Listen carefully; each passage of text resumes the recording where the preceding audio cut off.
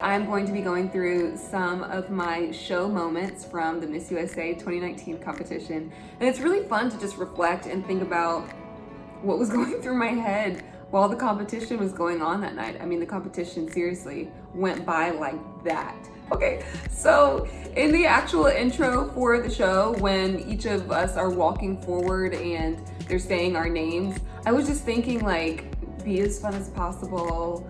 Look at the camera, like this might be the only moment that you have, just really enjoy it. Because I didn't think that my interview went that great earlier in the week. And so I really just wanted to make it to top 15. And I knew that if I didn't do that, like this was gonna be my only moment. So I was like, swish that dress around, do your thing, girl, you got it. When I was announced, when my state was called and I made it into the top 15, the relief that I felt was, it's indescribable, because I was announced closer to the end, so I think we'd already been through like at least one commercial break, maybe two. And at that moment I was thinking, God, please, I do not want to have gone through all of this, preparation and stress and just the amount of money that I spent on my wardrobe and the time away from work. I was like, please just at least let me make it to top 15. Genuine joy and relief that you're seeing in my face. Okay, for swimsuit, I was just thinking, swish your hips, have fun. And I just knew there was gonna be a moment when I was gonna be able to whip my little sarong off and, hold it in my hand. And that never happened because I was struggling to take that sarong off. And in my mind, I was going crazy like, oh my God, get the sarong off, get the sarong off, oh my God. And it's so sad because I practiced with that sarong and I tied it just right so that I could take it off when I got on stage, and just like, all went up in flames when I got on stage. But eventually I got it off and I was like, let me just whip this thing around.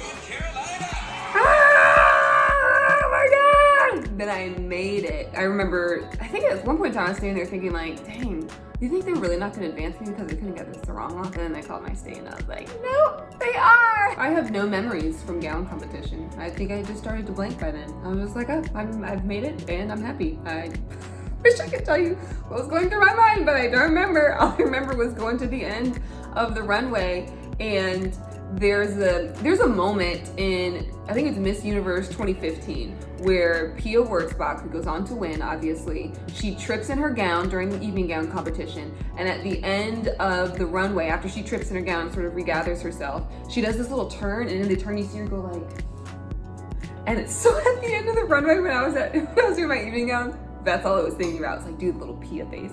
And so me, when I put my hand on my head and I went like this, like in my mind, I was like, I'm Pia Wurtzbach.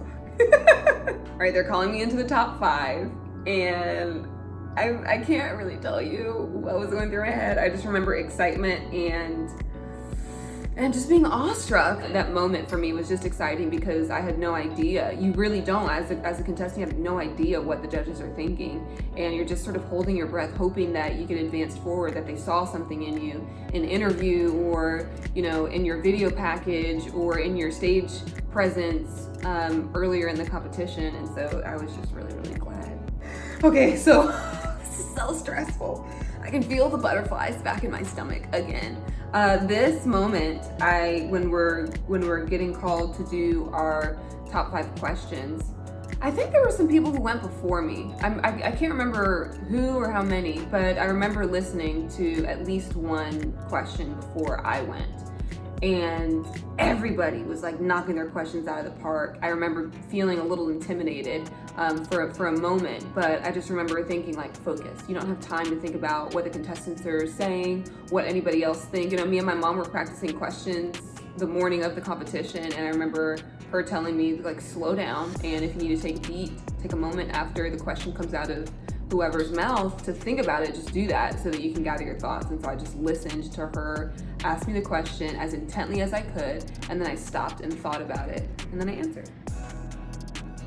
Did I forget where I was going? I did. Oh no, I didn't. I was just walking.